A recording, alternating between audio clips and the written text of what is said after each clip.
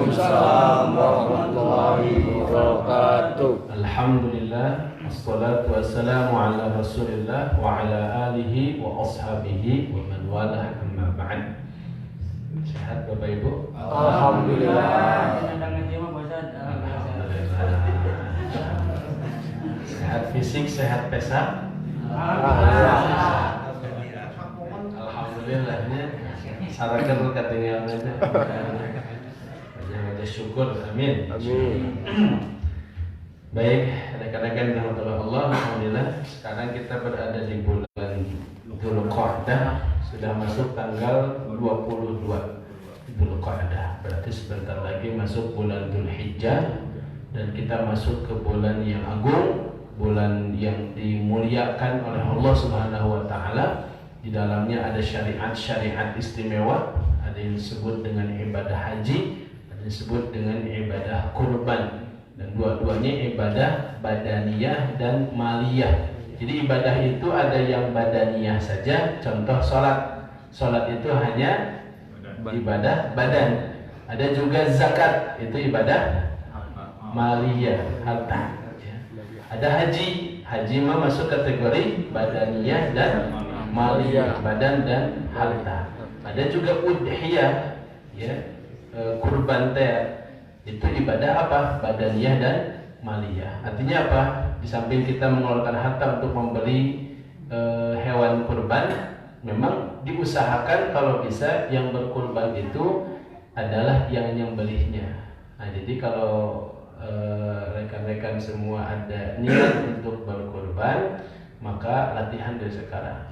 100 ekor ayam minimal sehari, malah latihan mencitan ayam gitunya. Jadi nanti pas ayam batur entong ya. Nah, latihan dengan gaji besi heula gitu.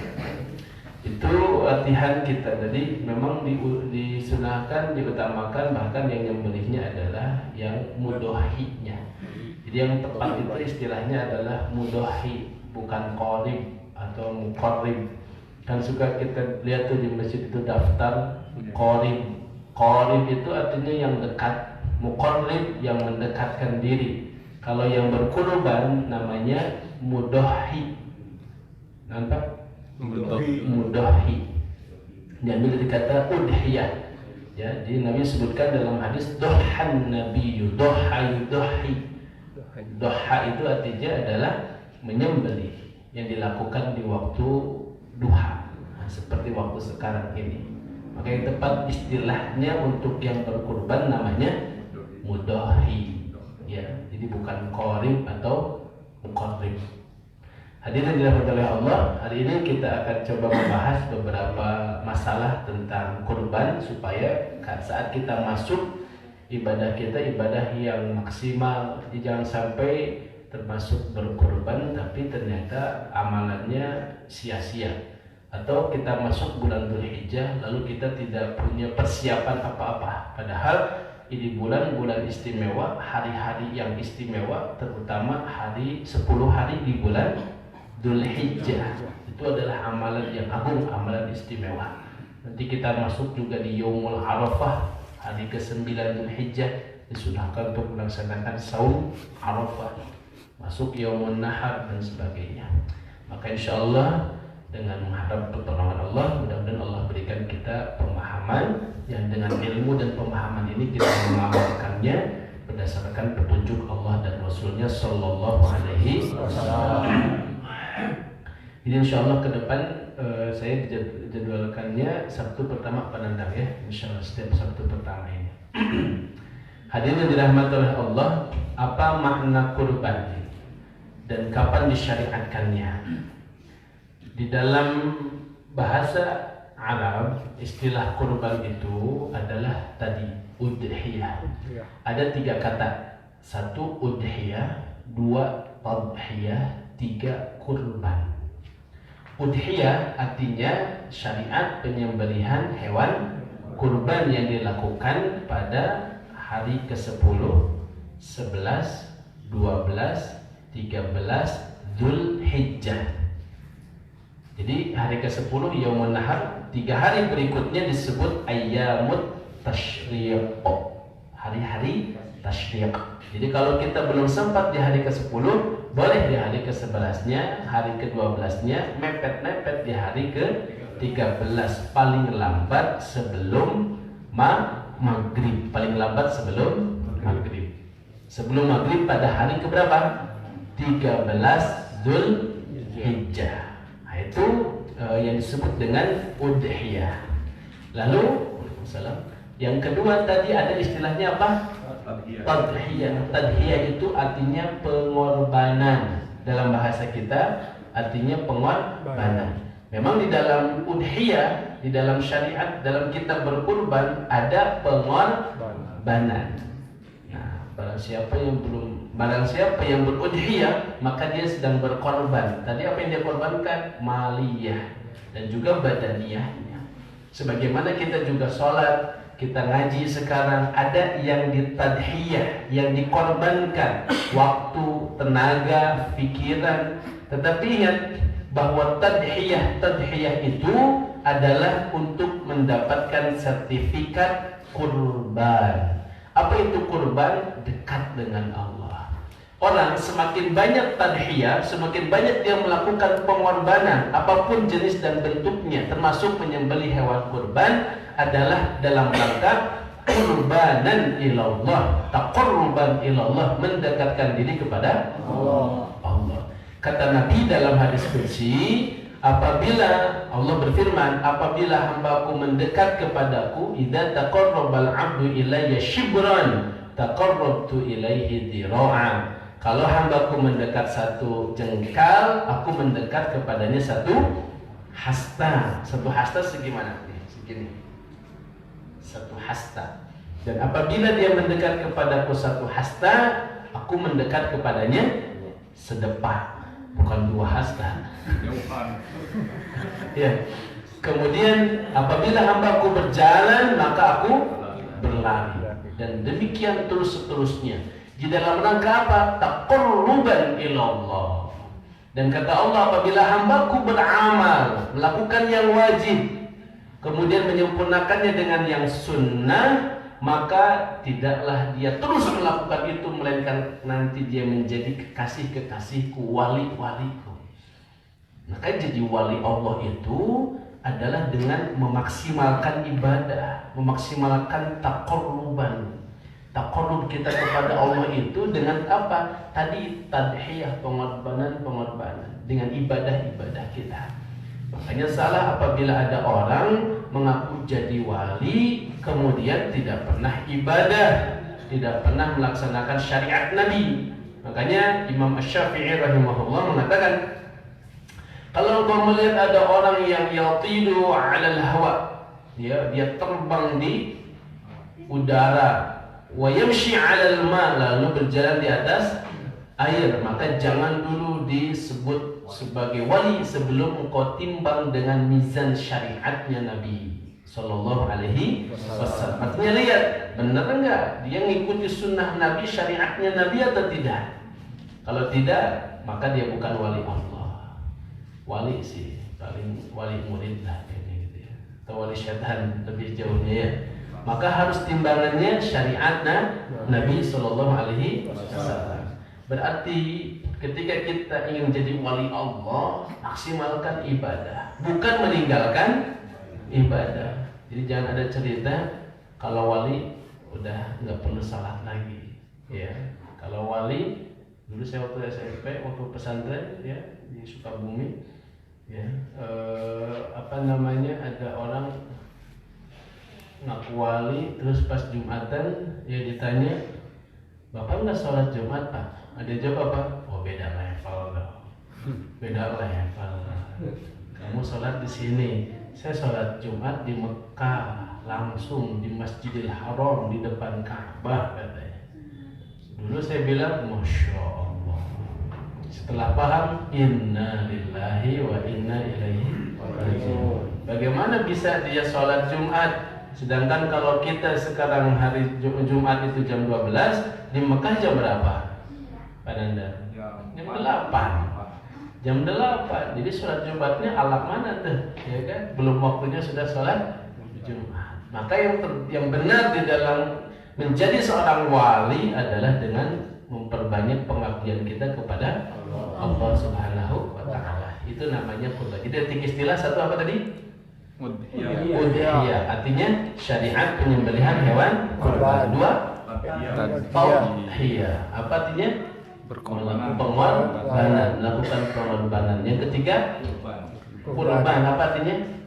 Dekat dengan Allah Subhanahu wa taala. Kalau kita tidak mau berkorban, tidak mau berkorban harta, tidak mau berkorban waktu, tidak mau berkorban tenaga, tidak mau berkorban pikiran, maka kita akan semakin bu'dan jauh dari Allah Subhanahu wa taala. Tapi kalau kita punya ilmu, kita korbankan, kita mengajar. Kita punya harta, kita korbankan. Kita punya waktu, kita korbankan. Semua kita korbankan di jalan Allah, maka itu semakin mempertipis jarak kita dengan Allah Subhanahu wa taala. Mau jadi wali Allah, Pak? Mau jadi wali Allah apa wali band? Kayaknya lebih pengen jadi wali band. Wali murid.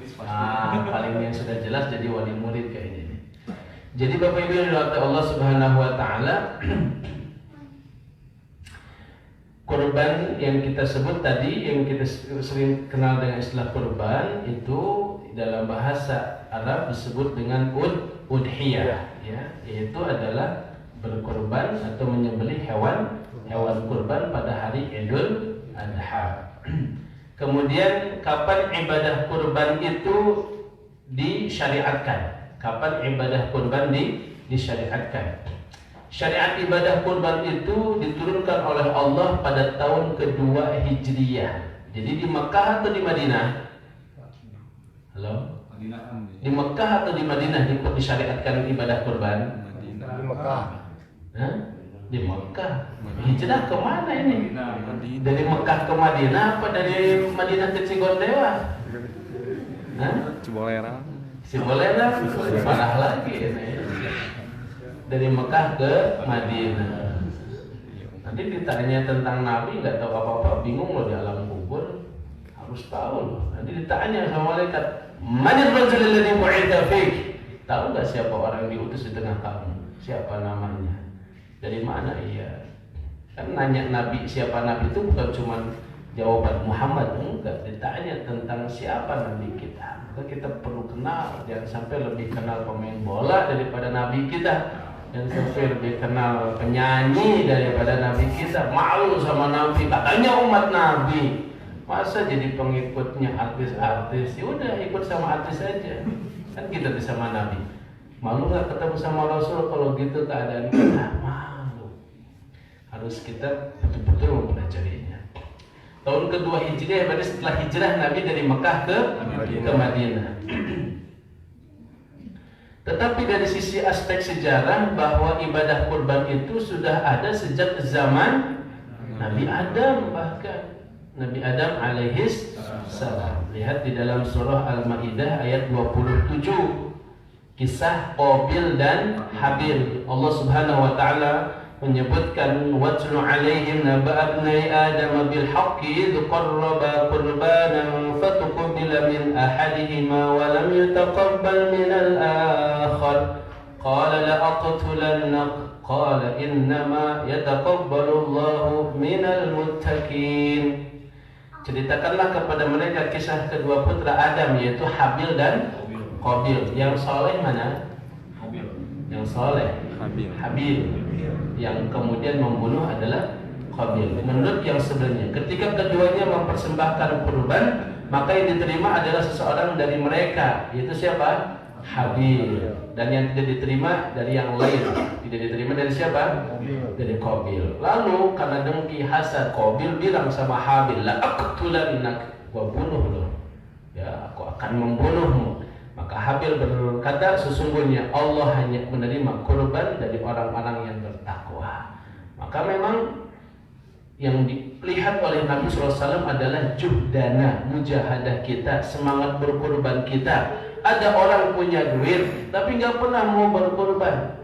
Ada orang yang pas-pasan tapi nyicil, sudah 3-4 tahun nyicil setiap hari 1.000, akhirnya bisa. Ada nenek-nenek tua bisa berkurban, padahal dia orang nggak mampu, rumah reot, ya, nggak ada alas kasur, nggak ada alas tikar yang seperti kita boro-boro, tapi ternyata datang kemudian ke panitia kurban pun sudah salah sangka, wah ini datang kayak ini pengemis nih. Padahal dialah yang akan berkurban. Malu kita handphone gonta ganti, motor, mobil segala macam kalau nggak mau berkurban. Siap berkorban? Insya Allah. Insya Allah ini insya Allah nah itu ya. Insya Allah cepat nawelah jangan beres gitu. Jangan. Niatkan fa idza azamta fatawakkal ala Allah. Punya niat azam yang mantap, nah, tawakal sama Allah. Bisa jadi ujug-ujug ada datang ya kan ngasih uang 1 miliar misalnya kan, insya Allah. Hadirin dari Allah Subhanahu Wa Taala. Kemudian syariat kurban itu juga kemudian dilakukan oleh Nabi Ibrahim alaihis salam ketika Allah memerintahkan kepada Ibrahim untuk menyembelih anak kesayangannya yang bernama Ismail. Disebutkan di dalam surah As-Saffat surat yang ke-37. Kisahnya disebutkan dari ayat 102 sampai 107. Bagaimana kisah Allah Subhanahu Wa Taala memerintahkan Ibrahim untuk menyembelih Ismail anaknya. Tetapi kemudian setelah benar teruji Nabi Ibrahim, Ismailnya diganti dengan seekor kibas, kambing yang sangat besar.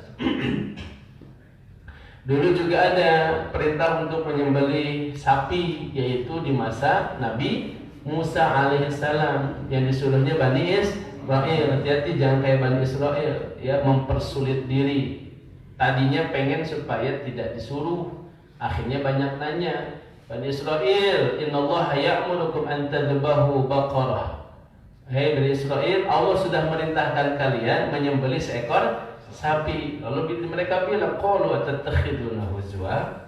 Kamu mau memperolok-olok kami, hai Musa? Yang jelas dong sapinya yang kayak gimana? Sapi kurus, sapi gemuk. Warna sapinya bagaimana? Kasih tahu. Yang kuning, kuningnya kuning apa? Kuning langsat, kuning sawo, apa kuning apa gitu kan? Langsatnya langsat gitu. Sampai akhirnya suka dipakai ngebajak atau enggak di. Wah, mereka bertanya itu bukan karena nggak paham, tapi memang dasarnya malas, tidak mau melakukan itu.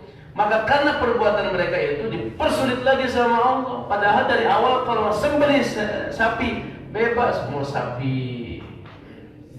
hidung, mau sapi Garut, mau sapi Banjaran, mau sapi liar, mau sapi gila juga mungkin ya. Yang penting sapi. Tapi gara-gara basicnya tidak mau tunduk, akhirnya mereka bertanya ini bertanya itu. Wa maka yaf'alun, hampir saja mereka tidak bisa melakukannya. Kenapa? Mereka cari dalam pedalaman, cari karena kriterianya semakin sudah cuma satu-satu itu pun mahal dan sulit untuk didapatkan. Makanya kalau ada perintah Allah dan Rasulnya jangan banyak tanya, langsung aja sami'na wa ata'na. Ya ada masih sami'na wa analisa, gitu kan.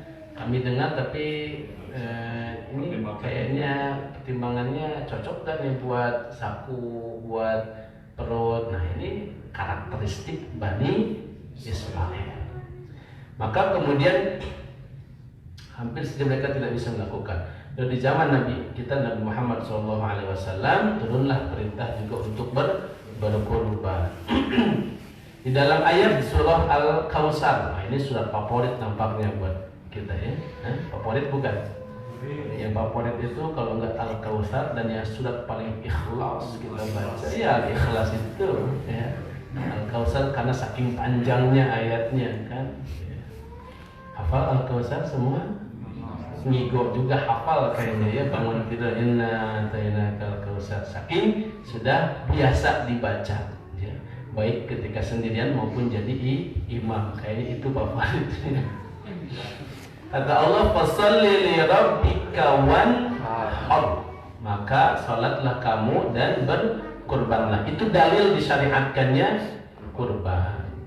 Jadi kalau ditanya apa dalilnya ibadah kurban itu? Nah, yang pertama dari Al-Qur'an, fasholli li rabbika wanhar, Al-Kautsar ayat 2. Kemudian juga dalam surat Al-Hajj ayat 22, wal budna ja'alnaha lakum min sya'airillah. Surat apa tadi? Al-Hajj ayat berapa?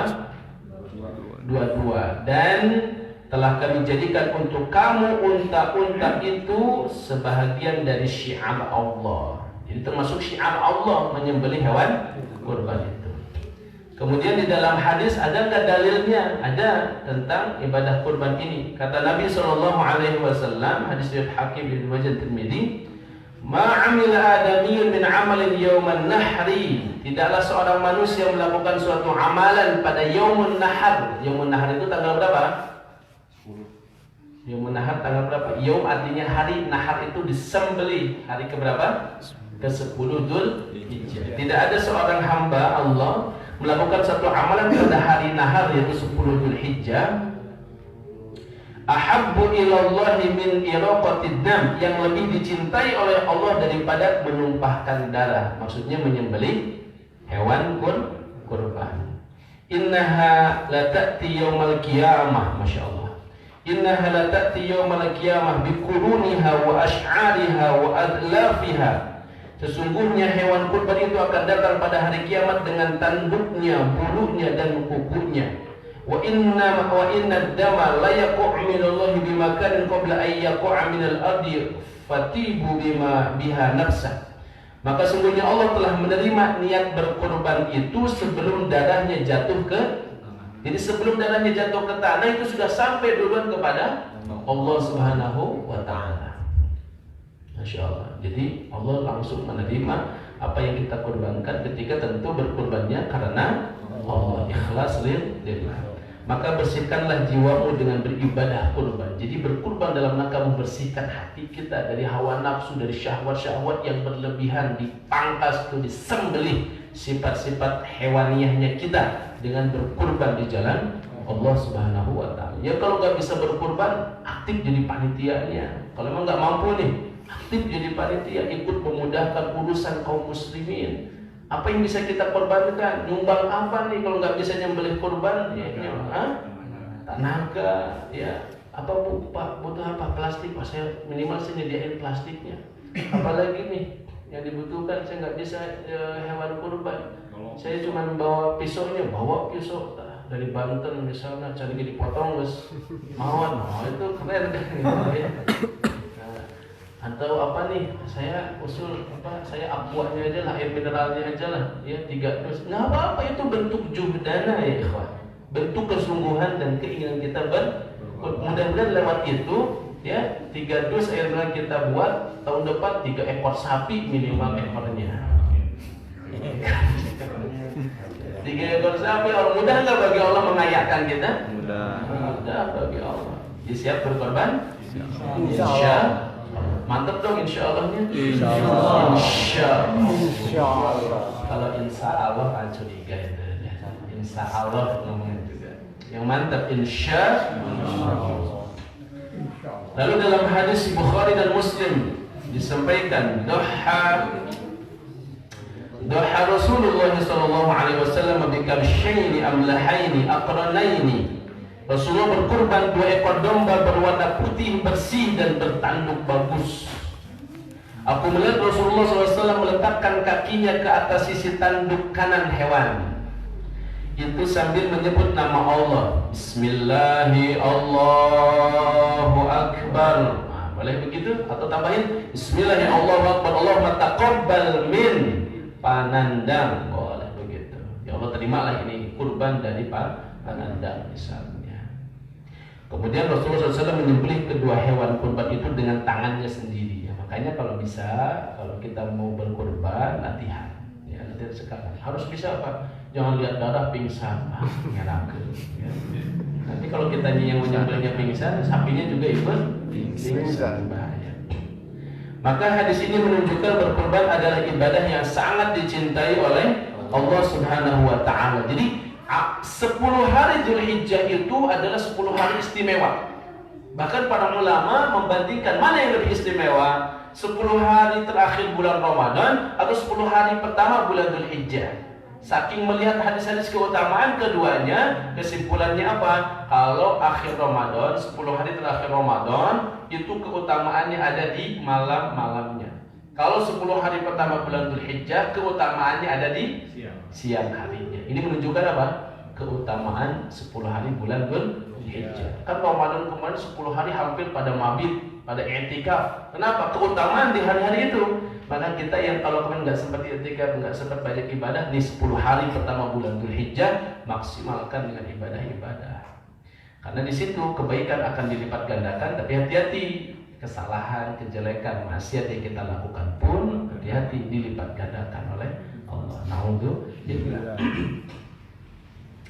Dan ketika Nabi ditanya ya oleh para sahabat, "Ma hadhil adhahi?" Ini tuh dari mana sih ya syariat berkurban ini wahai Rasulullah? Rasul mengatakan, "Hadhihi sunnata abikum Ibrahim." Ini adalah sunnah bapak kalian, yaitu Nabi Ibrahim alaihis salam. Jadi Nabi Ibrahim waktu itu tadi ya sejarahnya adalah bagaimana ia menyembelih Ismail lalu diganti dengan bidabhin adim, dengan hewan yang sangat besar.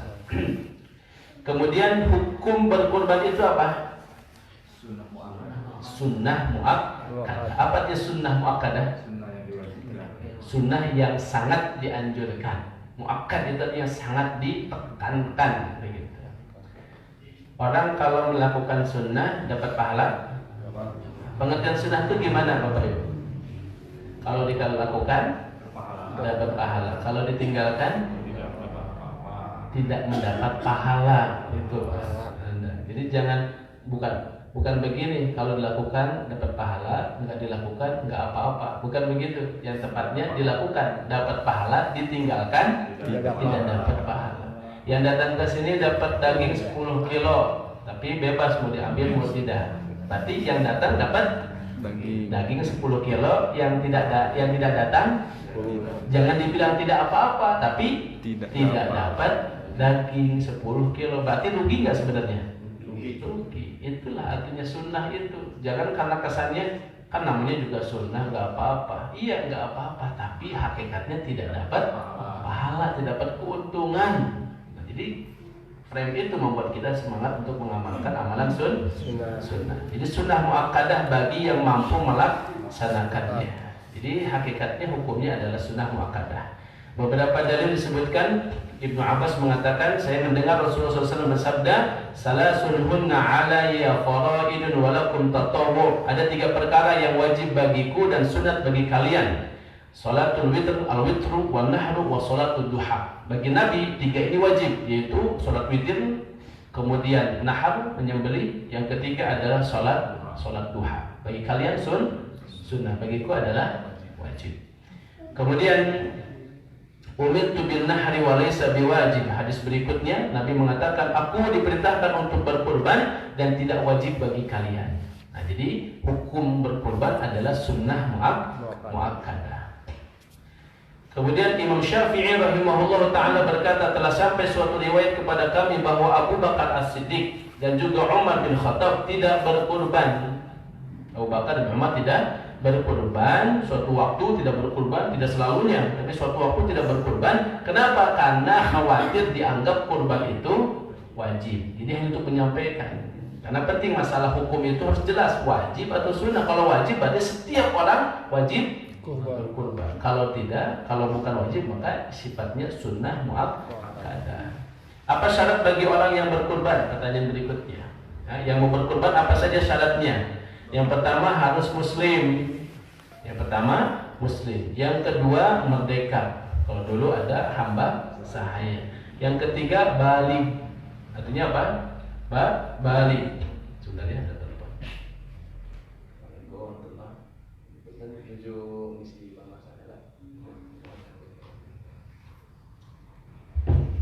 Kemudian yang keberapa? Ayo, ini nyambung tidak ini teh? Nyambung ya? Nyambung tidak? Ayo. Jadi pertama apa tadi? Islam. Yang kedua merdeka. Yang ketiga balik. Yang keempat berakal. Jadi orang gila boleh nggak nyembelih? Apa boleh nggak berkorban? Nggak sah. Gitu. Kemudian terakhir mampu untuk berkorban. Jadi kalau orang Nasrani, orang Kristen atau orang Yahudi atau orang selain Islam berkorban, apa hukum berkorbannya? Kalau mereka ingin nyembelih, haram buat kita makan. Karena mereka menyembelih tidak atas nama Allah SWT. Kalau mereka ngasih uang, ini buat kurban. Terima jangan? Semangat gitu, terima.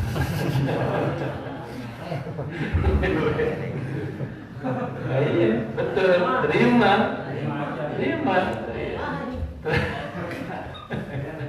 Jadi terima, tetapi dia si orang non muslim ini dapat pahala kurban tidak? Tidak. Ya. Tapi jangan Bapak, apapun yang Bapak berikan tidak ada nilainya sama sekali. Jangan digituin, mau jadi atau biarin aja gitu. Percuma Bapak kalau Bapak nggak jadi muslim, apalagi gitu. Nggak apa-apa, Bapak mau berkurban sini, kami terima. Ini tapi harus jelas dulu dikasihkan untuk siapa. Kalau dia ngasih uang ke Pak Nandang misalnya, ini supaya saya berkurban, boleh. Artinya berarti pahalanya buat siapa? Pak Nandang, begitu. Tapi si orang non muslim itu dapat pahala nggak? Boro-boro. Tapi jangan bilangin sama orang non muslim, boro-boro Bapak dapat pahala. Jangan begitu. Ya. Terima kasih Pak. Karena secara sosial dia dapat keuntungan. Baik nih, gitu aja. Tapi di akhirat tidak ada. Tapi kalau kita jangankan berkurban sapi, unta, kurban air mineral dapat pahala. Kalau dengan ikhlas. Kira-kira sakua kira ikhlas, pasti ikhlas. Makanya pengen diumumkan telah menyumbangkan salah satu karyawan kami, alhamdulillah dengan penuh keikhlasan, 1 botol air mineral. Nggak perlu diumumkan, dia juga nggak mau diumumkan. Kenapa? Emang secuil. Maka kemudian hadirin Allah Subhanahu Wa Taala, itu syarat-syarat untuk bisa berkurban. Lalu siapa orang yang dianggap mampu berkurban? Ini kalian kita termasuk yang dianggap mampu berkurban atau tidak? Kriterianya adalah orang yang dikategorikan mampu berkurban itu adalah orang yang mampu memenuhi kebutuhan pokok untuk dirinya sendiri dan orang-orang yang wajib ia nafkahi. Bapak punya anak, punya istri, sanggup nggak tuh memenuhi kebutuhan mereka semua pada hari Idul Adha? Lalu setelah itu udah sanggup, oke, cukup satu syarat pertama itu. Yang kedua, punya enggak biaya dana untuk membeli hewan kurban? Gitu. Punya kelebihan harta untuk membeli hewan kurban. Jadi untuk makan, untuk kebutuhan pokok itu sudah ada, alhamdulillah. Sekarang pertanyaannya, ada sisa uang enggak? Nah kalau punya banyak, cuman mikir nih, handphone korban, handphone kurban. Kamu dipakai kurban, berarti handphone paling harga 500.000. Kalau dipakai handphone lumayan, yang harga 3 juta. Mana nih kira-kira? Menurut antum yang mana yang akan diambil? Halo? Ada bingung kok. Harus gini. Pos nunggu saya atasnya. Gak perlu ayat dilema kalau belum ada uang nama mantap berselawat kurban gitu. Nah, pas ayat sekarang ada doa ke Allah, ya Allah, ya teh korban teh ngorbankeun handphone, Gusti. Datangkan handphone yang lebih baik dari. Mungkin nggak bagi Allah mampu nggak mendatangkan handphone yang lebih baik? Mampu. Jangan ragu untuk ke Allah ya. Setelah berkorban berdoa kepada Allah SWT. Kapan waktu penyembelihan hewan kurban? Hati-hati, jangan asal pengen cepat beres, orang khutbah, sholat, ini dipuncitan hiji-hiji. Nah itu tidak sah semua, tidak sah sebagai kurban, tapi jadi hewan biasa. Begitu. Bisikan ini ada tuh tukang jagal yang nggak ngerti agama, ya didatangkan kan beli sapi 10, 20, datang tuh ke tempat itu, orang khutbah dia nggak sholat, dia nggak ikut khutbah, terusin muncitan. Ya, supaya nanti pas beres sholat udah tinggal ngulitin, itu nggak sah semua jadi kurban. Rugi yang mudahinya itu, para mudahinya rugi. Jadi kata Nabi, sesungguhnya inna awwala ma tabda'u fi yawmina hadza an nusalli. Sesungguhnya yang pertama kali kami lakukan pada hari ini adalah melaksanakan sholat Idul Adha. Kemudian kami kembali untuk menyembelih hewan kurban, fananhar. Siapa yang melaksanakan itu maka sungguh ia telah melaksanakan sunnah. Dan siapa yang menyembelih kurban sebelum sholat Idul Adha, maka itu hanyalah menjadi daging yang ia persembahkan untuk keluarganya dan tidak termasuk ibadah kurban walau sedikit pun. Ini nggak masuk kategori ibadah kurban kalau dilakukan sebelum selesai khutbah dan sholat. Maka itu batas minimal adalah beres khutbah. Nah, setelah itu batas terakhirnya kapan menyembelih hewan kurban? Tadi tanggal 13 Tasyrik, 13 Dzulhijjah. Kapan waktu terakhirnya? Waktu sebelum. Jadi waktu menyembelih itu 4 hari. 10, 11, 12, 13 Dzulhijjah. Apakah malam hari boleh dilakukan penyembelihan hewan kurban? Boleh. Boleh tidak? Enggak, malam hari boleh enggak? Boleh tapi makruh, itu saja. Boleh tapi makruh. Memang ada yang mandang makruh itu kenapa? Karena dulu malam hari itu gelap, sehingga bisa engke niatna mencit domba ngedekat dipencit anak sorangan bahaya kan gitu ya. Kenapa? Karena gelap. Kalau sekarang mungkin dengan pencahayaan mungkin bisa jadi dibolehkan. Lalu hewan jenis apa saja yang boleh dijadikan hewan kurban? Kambing, domba, sapi, kerbau boleh? Boleh. Kerbau teh apa? Munding teh ya, boleh. Unta? Boleh. Nah, itu binatang ternak disebut dengan na'am atau an'am. Kalau entok? Jangan. Entok, ayam, kelinci, apa lagi? Dan boleh tergantikan enggak? Enggak bisa tergantikan. Ya. Ada enggak tuh pemahaman dari mana itu? Barang siapa yang belum sampai ke unta boleh ke sapi, yang belum sampai ke sapi boleh ke kambing, yang belum ke kambing boleh ke ayam, yang belum sampai ke ayam walaupun hanya 1 butir telur katanya. Ini syariat dari mana itu? Ya. Ini jangan sampai niatnya seolah-olah bagus memotivasi orang berkurban tapi salah jalan. Kemudian, apakah hewan yang paling afdal disembelih sebagai kurban? Yang mana? Apakah kambing, sapi, atau domba, atau unta, atau apa? Kambing. Unta. Yang terbaik adalah yang paling gede duitnya. Ya. Kalau ternyata unta, ternyata yang harganya kalau dibagikan unta 10, sapi 7, kambing 1. Ternyata dia yang bagi-bagi unta cuman dapat 1.500.000. Nah, sedangkan kambing 1 ekor kambing 4 juta. Oh, ini yang lebih baik mana? Kambing. Jadi yang diukurnya adalah yang paling besar pengorbanannya. Tadi namanya tadhiyah. Itu yang terbaik, pilihan yang terbaik di antara pembahasan tentang hewan apa yang terbaik untuk disembelih. Kalau kata Abu Hanifah yang paling banyak dagingnya.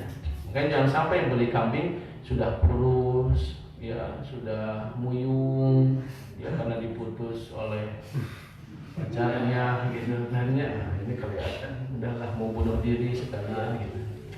Kemudian batasan usia hewan kurban, ada nggak batasan usia hewan kurban? Ada.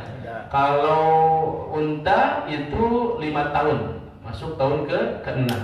Kemudian kambing 2 tahun, sedangkan domba juga masuk tahun ke-2, begitu. Kemudian apakah ada syarat tertentu tentang batasan jumlah orang yang berkurban untuk 1 ekor hewan kurban? Ada. Tadi sebutkan sekali lagi, kalau untuk kambing 1 orang, nggak boleh patungan untuk kambing, apalagi tadi 1 kelas gitu.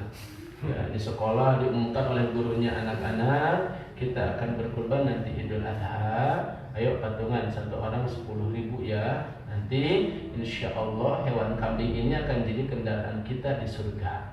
Jumlah santrinya, jumlah siswana 30. Ada yang nanya si Udin, Bu, ini cukup mahal Bu, 1 hewan 1 kambing buat 30 orang ditumpahkan gitu kan. Mau cekap. Nah ini sudah salah. Niat si ibu mungkin baik tapi salah. Kenapa? Nanti anak mikir, oh berarti kalau kurban boleh dirempung 30 orang. Nah, ini salah. Maka tetap dijelaskan, harus dengan jelas, ini bukan kurban, ini kurban, begitu. Kurban harus jelas syariatnya. 1 kambing 1 orang, 1 sapi boleh nggak 5 orang? Boleh. 3 orang? Boleh. 1 orang? Boleh. Nggak salah. Yang tidak boleh 1 ekor sapi, 8 orang, 9 orang, 10 nggak boleh. Tapi ke bawah boleh. 1 orang 10 sapi boleh nggak? Boleh. Kalau mampu. Kemudian hadirin Allah Subhanahu wa taala, Boleh nggak menyembelih hewan bercacat dan penyakit? Tidak. Boleh. Tapi cacat yang benar-benar cacat, buta yang benar-benar nggak bisa lihat. Kalau sipit gitu mah masih nggak apa-apa, gitu kan. Tapi kalau cacat nggak bisa lihat sama sekali, nah itu nggak boleh. Ya, pincang betul-betul pincang. Jadi yang betul-betul penyakitan cacatnya, cacat bercacat, nah itu yang tidak boleh. Gitu. Tapi kalau ada sedikit-sedikit cacat, nah itu masih dibolehkan. Lalu apa yang dianjurkan bagi orang yang akan berkurban? Kata Nabi SAW, "Idza ra'aitumul hilala dzil hijjah wa arada ahadakum ay yudhi falyumsik an sya'rihi wa adfarihi." Kalau kalian mau berkurban di bulan, kalau kalian mau berkurban, yang mau berkurban nih, apabila sudah melihat hilal bulan Dzulhijjah masuk tanggal 1 bulan Dzulhijjah, maka hendaklah dia menahan diri dari memotong rambut dan kuku. Jadi rambut jangan dipotong, kumis jangan dipotong, kumis jangan dipotong, kemudian rambut jangan dipotong, kuku pun jangan dipotong. Dari mulai kapan? 1 Dzulhijjah sampai kapan? 13. Bukan sampai tanggalnya, tapi sampai disembelihnya hewan yang dia ingin kurbankan. Ternyata hewan dia disembelihnya tanggal 11 atau 12 Dzulhijjah, maka di tanggal itu setelah selesai baru dia boleh kembali. Makanya kalau ada yang nggak biasa gitu ya boleh sebelum itu malah dipotong dulu sebelum masuk bulan Dzulhijjah. Baik, terakhir, ada nggak bacaan khusus ketika akan menyembelih hewan kurban? Nah, caranya bisa beberapa cara. Contoh, Bismillahi wallahu akbar, Allahumma minka walaka. Dengan nama Allah dan Allah Maha Besar, ya Allah ini darimu dan untukmu. Kemudian juga kalau yang nyembelihnya itu bukan yang berkurban, apakah perlu disebutkan nggak namanya? Misalnya si fulan mau berkurban, saya yang nyembelihin. Apakah saya wajib menyebutkan atau tidak nama si orang itu? Tidak wajib, karena dia sudah berniat. Yang penting dia sudah ketika transaksi akad sudah dijelaskan saya ingin berkurban. Tapi kalaupun mau itu lebih bagus. Makanya kalimatnya Allahumma taqabbal dulu, misalnya Rasul mengatakan Allahumma taqabbal min Muhammad wa ali Muhammad wa ummati Muhammad. Dulu Nabi begitu. Ya Allah, terimalah ini untuk Muhammad, untuk keluarga Muhammad dan untuk umatnya Muhammad. Jadi kata para ulama, kita yang tidak mampu berkurban sampai ajal kita karena memang tidak mampu, sudah dapat pahalanya dari kurbannya siapa? Nabi Shallallahu Alaihi Wasallam. Tapi kalau kita mampu tapi tidak mau berkurban, dapat pahala enggak? Dapat pahalanya dari Nabi? Tidak. Bahkan kata Nabi, man wajada sa'atan falam yudhi fala yaqrabanna musallana. Siapa yang diberikan kemampuan untuk berkurban lalu dia tidak berkurban, maka jangan dekat-dekat tempat ibadah kami, jangan dekat-dekat masjid kami. Alias apa? Suruh jauh-jauh dari Nabi Shallallahu Alaihi Wasallam. Jadi boleh kalau kita mengatakan misalnya Bismillahirrahmanirrahim, Allahumma minka walaka, Allahumma taqabbal min Bapak Fulan bin Fulan, boleh begitu. Ini saja Pananda, mudah-mudahan ada gambaran. Yang intinya sekali lagi, kita itu dituntut bukan hanya berkorban kambing, sapi atau unta, tapi yang paling pokok adalah bagaimana jiwa kita adalah jiwa mudhahi, jiwa kurban, jiwa yang ingin selalu berkorban apapun. Ya, kata para ulama, man kana lahu ilmun falyunfiq bi ilmi, yang punya ilmu infak berkorban dengan ilmunya, yang punya harta berkorban dengan harta, yang punya tenaga berkorban dengan tenaga. Jadi simpah boro-boro, karena itu amalan terbaik. Jangan pamalas-malas nanti teh. Ya, boro-boro nih punya pisau di rumah, keluarkan saling semua anak gitu kan. Sehingga apa? Kita mendapatkan pahalanya. Walaupun kita tidak ikut berkorban. Insyaallah. Barakallahu fikum. Aku boleh hadal astagfirullah li wa lakum. Tutup saja. Ada cukup? Atau ada pertanyaan? Boleh 1, 2, Pak Haji silakan. 3, 4. Ustaz, mungkin Ustaz yang tanyakan mengenai hewan kurban itu kan ada kulitnya Ustaz ya. Biasanya kulitnya itu mungkin alangkah bagusnya diapakan. Terus satu lagi mengenai hewan kurban yang sistemnya mungkin saling apa istilahnya gabungan gitu ya. Nah itu kan kita menentukan harga seekor sapi itu dibagi dengan 7 orang. Nah mungkin sah nggak kalau misalkan ditambah sekian perak untuk kebutuhan konsumsi atau segala macam itu Pak Ustadz. Apakah itu ngambil boleh di situ atau mengambil dari kas DKM atau semacam itu Pak Ustadz? Barakallahu fikum. Baik, yang pertama adalah masalah kulit. Nah, ini yang mungkin sebagian panitia harus diluruskan, karena baik itu kulitnya apalagi dagingnya milik mudohi, milik yang berkurban. Memang pembagiannya 3, sepertiga buat yang berkurban, sepertiga untuk dibagikan kepada orang yang membutuhkan, fakir miskin, sepertiganya untuk orang-orang kaya sebagai hadiah. Itu boleh begitu. Nah, kalau kaitannya dengan kulit, ya, kulit itu masih bagian miliknya si yang berkurban. Jadi jangan diambil oleh panitia kemudian dijual kemudian dipakai buat operasional, tidak boleh. Itu milik yang punya hewan gitu. Nah, kemudian tetapi kalau misalnya mau ya oleh si yang berkurban itu dihadiahkan, diberikan, maka kulitnya saya berikan misalnya kepada fakir miskin, boleh ya, diberikan aja gitu ya. Dan masalah dijual jadi uang gini, kalau kita kasih ke orang fakir miskin lalu dia jual ke tukang kulit, boleh nggak?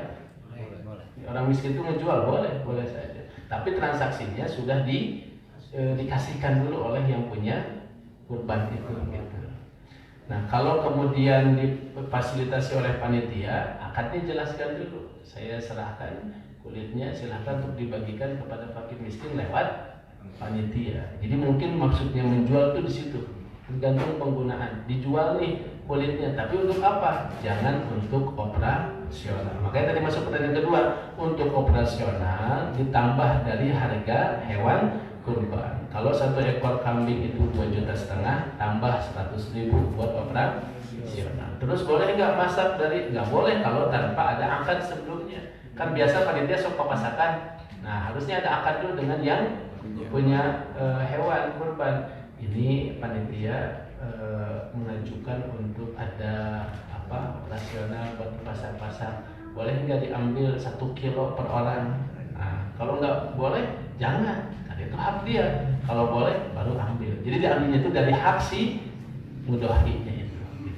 Gitu. Termasuk dari seseorang yang mungkin memisahkan ininya gitu, itu harus akad dulu. Harus akad dulu dengan yang mudohinya, yang punya kurbannya. Jadi nggak boleh kemudian panitia malah yang menentukan ini kepalanya buat si Pak RT atau Pak DKM, karena dia nggak bisa, karena bukan dia yang punya wewenang di dalam pengaturan. Jadi itu harus akad dengan siapa? Mudohinya. Gitu. Siap berkorban? Insyaallah. Mantap sekali. Ada lagi yang bertanya, silakan. Silakan. Akhwat dulu.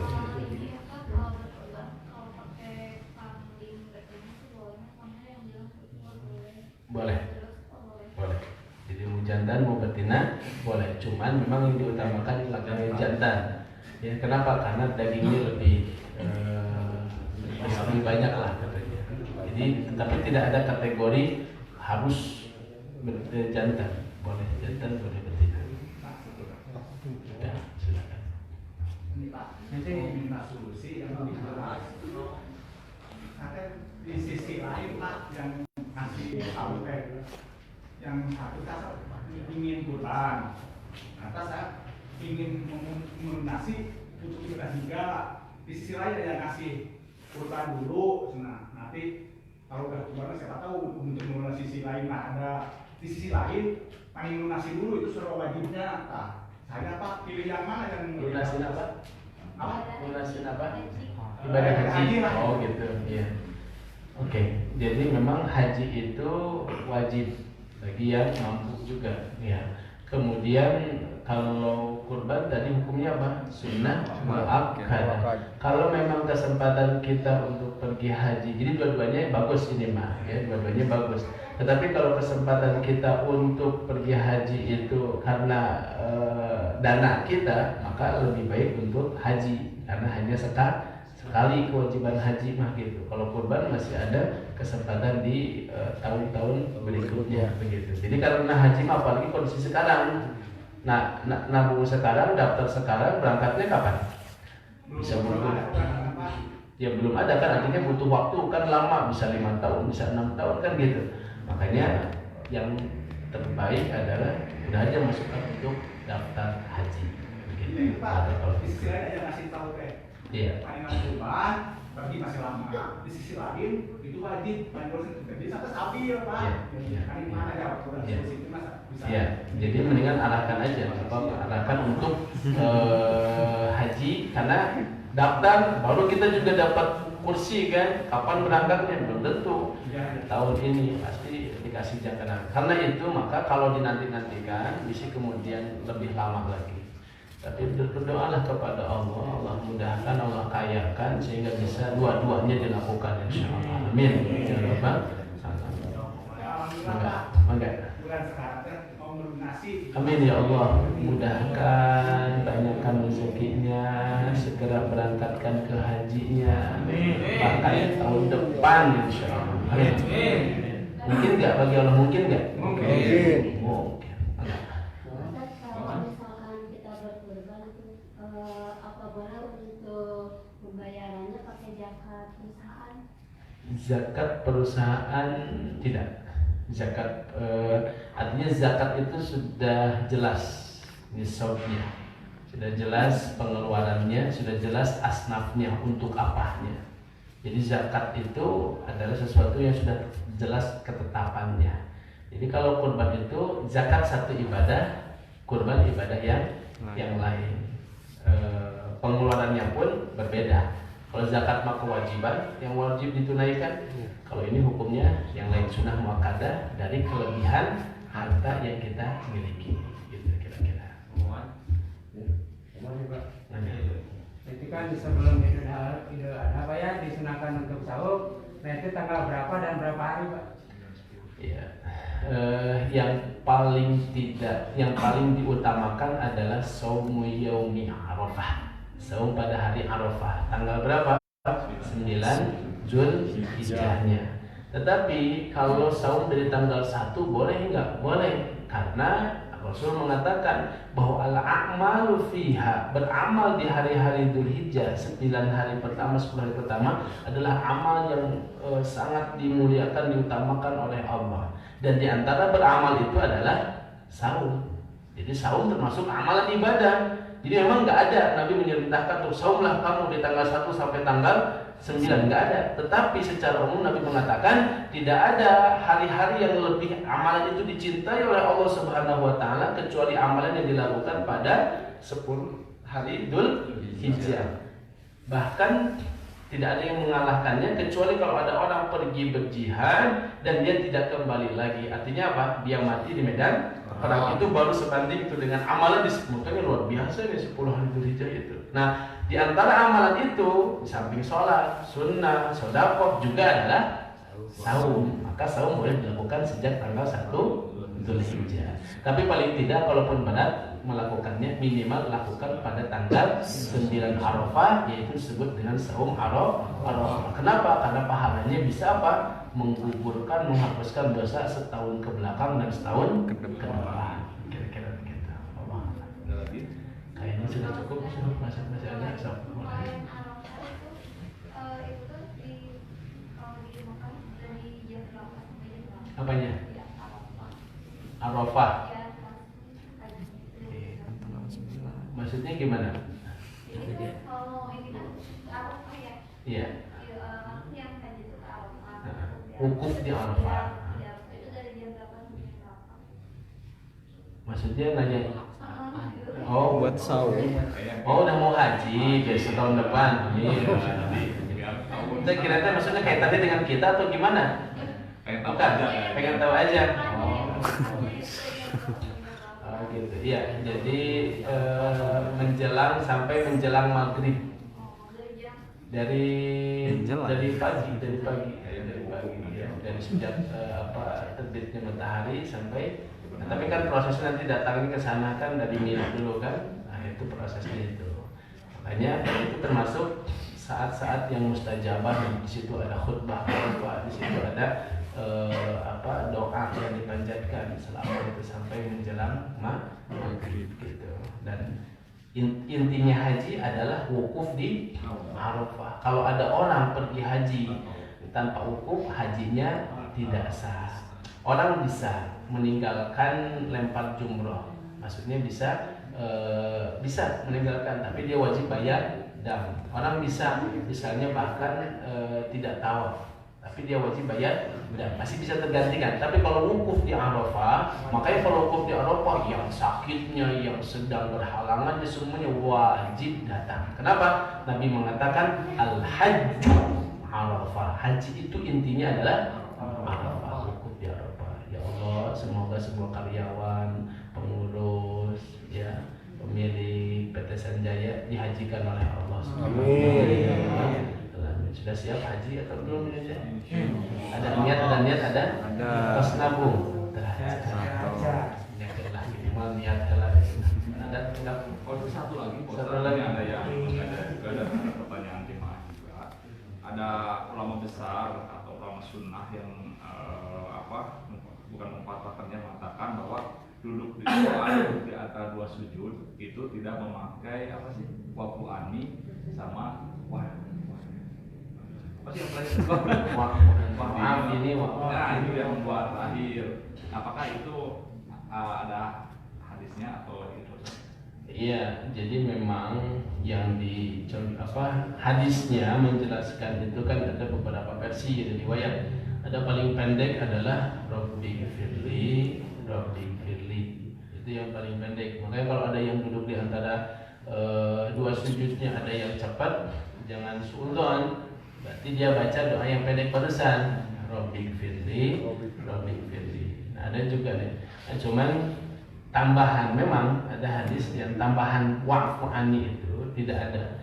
Didapatkan dalam kitab, ada kalau saya dalam kitab tetapi memang tidak ada tambahan di dalam hadis itu. Cuman para ulama memasukkan itu diambil dari pendalan yang lain. Memang kalau mau yang aman, yang selamat, ya itu aja yang paling pendek. Kalau mau cukup membaca apa? Rabbi firli dua kali. Tetapi Allah alam, ya, tidak juga harus dulu mengambil kesimpulan bahwa doa yang biasa dibaca oleh para musolli ya sholat Rabbi firli yang gimana? Rabbi firli warhamni wajibni warhamni wa'afini wa'afani. Biasanya pasti ada pendalilan yang kuat sehingga kemudian menjadi sesuatu yang banyak dibaca oleh kaum muslimin, ya. Saya akhirnya banyak mendapatkan sesuatu yang kita tidak langsung harus terima bulat-bulat setiap pernyataan begitu. Seperti misalnya memperdebatkan, banyaklah dalam sholat memperdebatkan masalah duduk untuk sujud itu apakah tangan dulu ataukah kaki dulu. Itu yang berbeda itu saling membid'ahkan. Yang mengatakan kaki dulu bid'ah, ya, yang mengatakan tangan dulu bid'ah. Padahal tidak perlu begitu, karena itu cara pemahaman terhadap hadisnya bisa berbeda, gitu ya. Artinya Nabi mengatakan jangan sujud seperti duduknya unta. Nah, unta itu kaki dulu apa tangan dulu? Kaki dulu. Nggak punya akal mengangkat. Kaki dulu apa tangan dulu? Kalau unta depan dulu apa belakang dulu? Bingung kan? Nah, inilah jadi perbedaan pendapat di antara para ulama. Coba lihat ini, ya. Maksudnya di situ depan dulu unta itu. Jadi kita coba praktekin satu unta.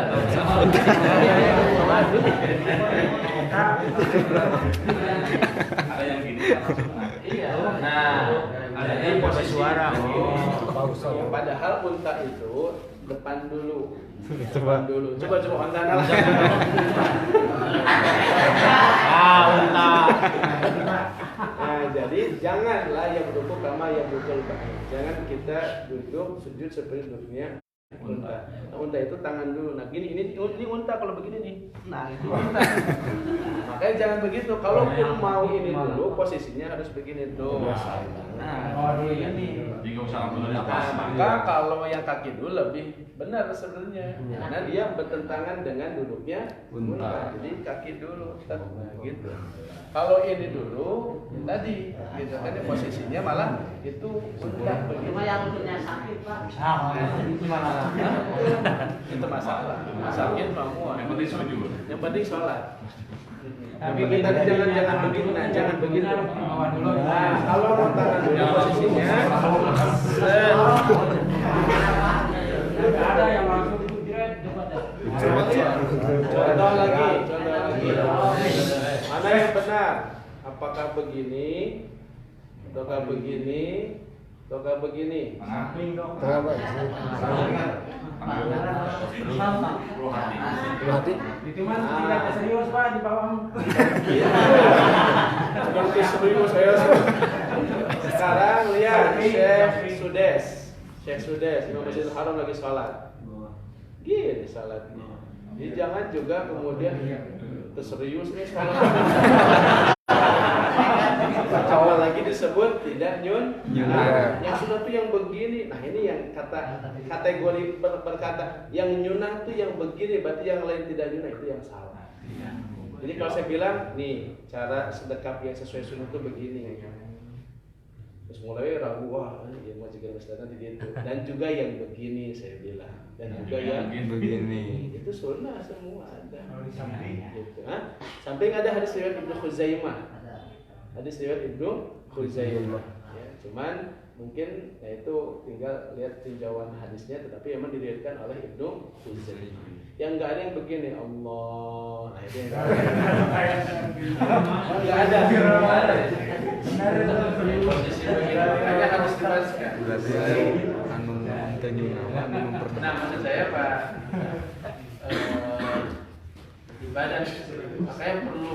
Jadi kalau kita insya Allah apa yang dicontohkan ya oleh para ulama Rasul dalam kitab-kitab ya Syafi'i ya gitu ya, itu apa namanya tinggal kita perdalam pendalilannya. Insya Allah kita akan lebih terbuka dan tidak mudah mengatakan bahwa ini salah, ini benar, ini hal yang haram. Karena sekali lagi yang beda tadi aja menyebutkan bahwa kalau model begini bid'ah.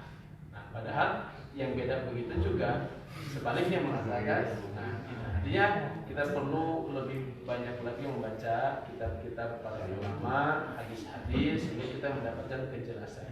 Termasuk kalau bangkit dari sujud apakah dengan begini membuka tangan ataukah dengan mengepalkan tangan begitu kan ya. Nah itu kan sekarang seolah yang sunnah itu yang mengepalkan tangan, yang begini tidak kurang nyunah. Ini pun malah terbalik malah. Nah ini jadi dalam masalah sholat apa yang kita amalkan sepanjang ada dalil-dalil yang jelas, nah itu insya Allah menjadi amalan yang diterima oleh Allah. Kita tutup dengan kifat majlis. Subhanallah. Siap berkorban. Assalamualaikum warahmatullahi wabarakatuh.